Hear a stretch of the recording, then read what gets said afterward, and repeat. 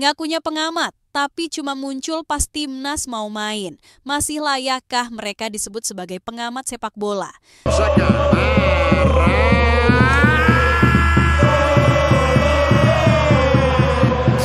Sepak bola Indonesia bukan sekedar olahraga, ia adalah drama kolosal yang terus diputar setiap pekan. Dalam semesta penuh gairah ini, para pengamat sepak bola punya posisi penting.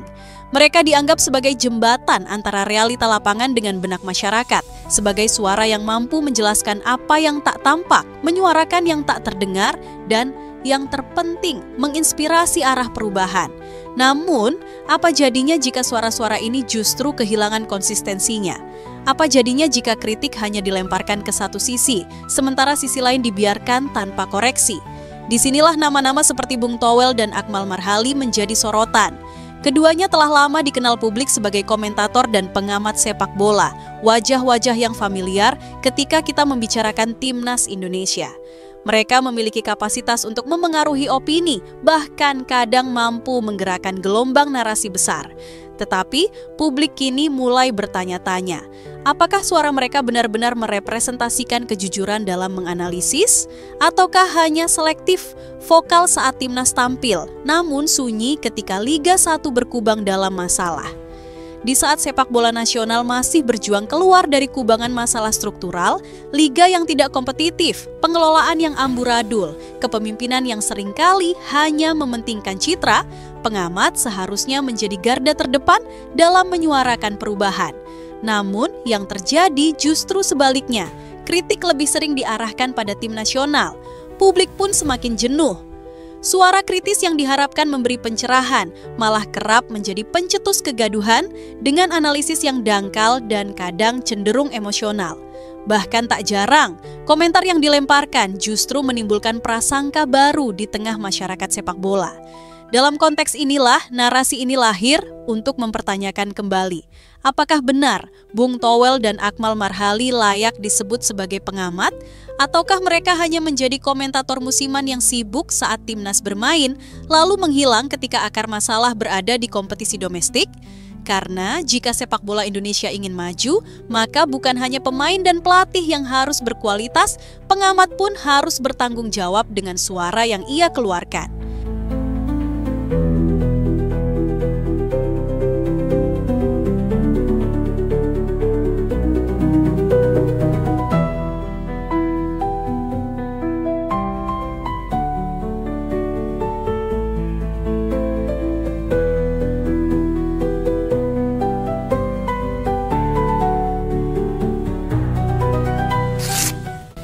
Liga 1 Indonesia adalah fondasi utama dari ekosistem sepak bola nasional. Disinilah bibit-bibit pemain tumbuh, mental bertarung dibentuk. Namun sayangnya Liga 1 tidak pernah lepas dari berbagai permasalahan struktural dan teknis yang terus berulang dari musim ke musim. Jadwal yang kacau, penundaan pertandingan karena alasan non-teknis, kualitas wasit yang seringkali jadi bahan olok-olok, hingga transparansi regulasi yang minim, semua menjadi penyakit laten yang tak kunjung sembuh. Ketika masalah-masalah ini muncul, publik pun berharap para pengamat sepak bola bersuara lantang. Mereka yang punya panggung dan akses ke media seharusnya menjadi garda depan dalam menyoroti carut-marutnya kompetisi domestik. Namun anehnya, sosok-sosok seperti Bung Toel dan Akmal Marhali justru tidak terlalu sering terdengar dalam diskusi yang menyentuh jantung permasalahan liga. Suara mereka cenderung samar atau bahkan hilang sama sekali saat isu-isu menyangkut kualitas pengelolaan kompetisi mencuat ke permukaan. Namun di titik ini justru terasa ada yang janggal. Mengapa Bung Toel dan Akmal Marhali yang begitu vokal terhadap urusan timnas justru cenderung bungkam ketika liga mengalami krisis? Mengapa tak ada tekanan keras kepada operator liga atau federasi ketika hak siar jadi rebutan, ketika penjadwalan berubah seenaknya, atau ketika klub-klub menjerit karena keputusan-keputusan absurd dari federasi? Lebih jauh, publik mulai merasa bahwa sikap diam ini bukan karena ketidaktahuan, melainkan karena pilihan. Pilihan untuk tidak menyentuh area yang lebih kompleks dan lebih berisiko secara sosial dan politis. Menyentuh timnas, apalagi ketika tampil di ajang besar, jauh lebih seksi dan mendapat perhatian luas. tapi mengupas tuntas soal liga. Tak banyak yang mau, karena di sanalah realita pahit yang tak bisa dimanipulasi oleh hype dan popularitas.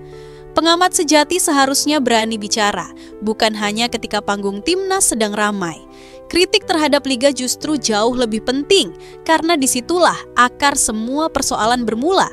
Sayangnya, selama ini kritik yang terdengar dari para pengamat kita, termasuk Bung Towel dan Akmal, lebih mirip opini musiman, muncul saat ramai, lalu hilang saat sunyi. Maka dari itu, publik pantas bertanya, di mana suara kalian saat klub dipaksa main di tengah kabut? Di mana suara kalian ketika supporter ditindas aturan tanpa kejelasan? Di mana suara kalian saat para pemain terlantar karena klub tak menggaji dengan layak? Jika suara-suara itu tidak hadir, maka gelar pengamat sepak bola hanyalah tempelan belaka, bukan fungsi, apalagi pengabdian.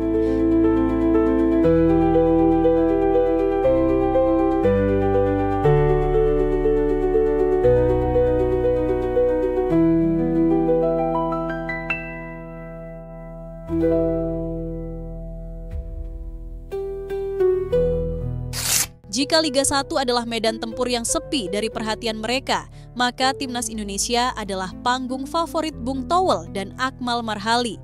Disinilah mereka tampil paling vokal, paling lantang, bahkan kadang paling dramatis. Setiap pemanggilan pemain, formasi, bahkan strategi pelatih tak pernah luput dari sorotan tajam mereka, seolah Timnas adalah satu-satunya indikator sehat atau tidaknya sepak bola Indonesia. Namun sayangnya, kritik yang mereka lontarkan kerap kali tidak berdiri di atas landasan analisis objektif. Alih-alih mengedepankan data dan konteks, komentar mereka sering terjebak dalam bias klub, popularitas pemain, bahkan narasi emosional yang tidak jarang membakar prasangka publik secara tidak adil. Contoh terbaru datang dari Bung Towel. Dalam salah satu komentarnya, ia menyentil keputusan pelatih yang tidak memanggil pemain dari Persib Bandung ke pemusatan latihan timnas, meski klub tersebut baru saja menjuarai Liga 1. Ia berkata, Garuda Calling menggores hati Persib Bandung. Udah juara, tapi nggak ada pemain yang dipanggil untuk TC. Buat apa main bagus di klub dan juara, tapi tidak dipanggil timnas?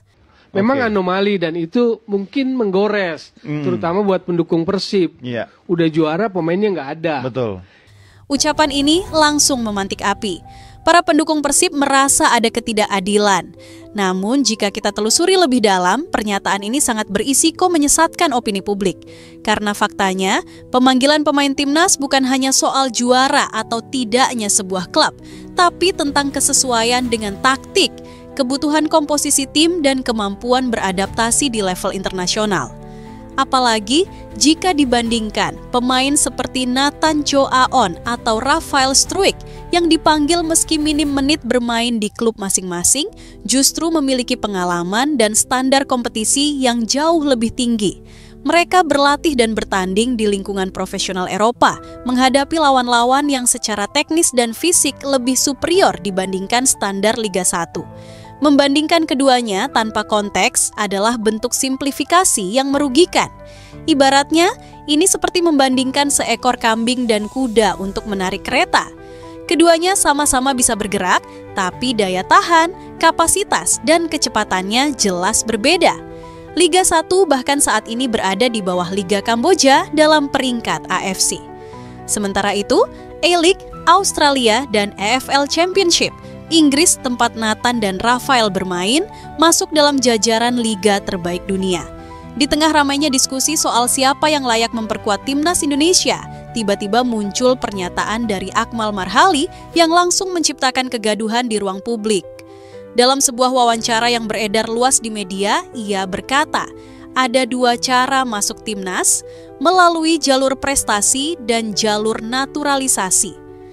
Pernyataan ini terdengar sederhana, tapi menyimpan bom waktu yang langsung meledak di kalangan netizen. Dalam waktu singkat, kalimat itu menjadi bahan perdebatan panjang.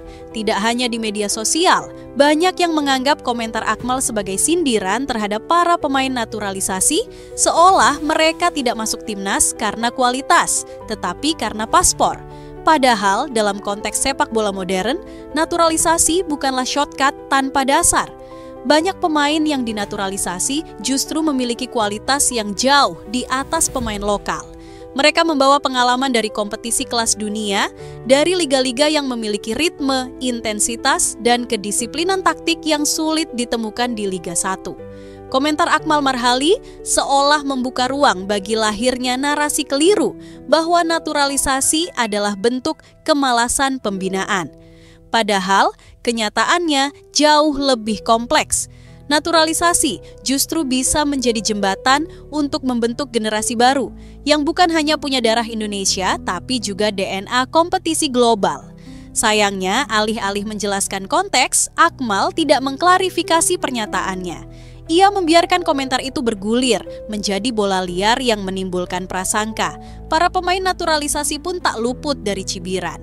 Ada yang menyebut mereka pemain titipan, ada yang mempertanyakan loyalitas, dan bahkan tak sedikit yang mempertanyakan keabsahan mereka sebagai bagian dari Garuda. Situasi ini tentu tidak sehat. Pernyataan seorang pengamat seharusnya memperkaya diskusi, bukan menyulut emosi. Apalagi dalam konteks sepak bola nasional yang tengah membangun kekuatan berbasis talenta lokal dan diaspora. Pengamat seharusnya menjadi jembatan edukatif, bukan justru memecah opini publik berdasarkan label lokal atau naturalisasi.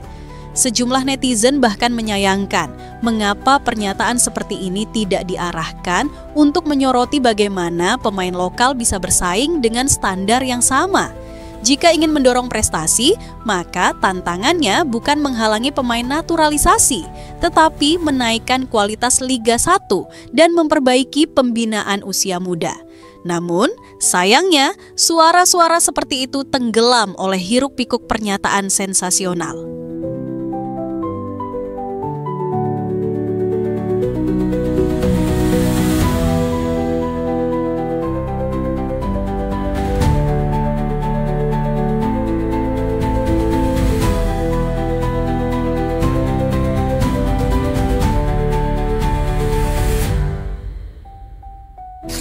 Lagi-lagi, publik pun dibuat mengernyit. Apa sebenarnya tujuan dari seorang pengamat sepak bola? Memberi perspektif? Mendidik penonton? Atau sekedar membuat gaduh demi tetap relevan di layar kaca?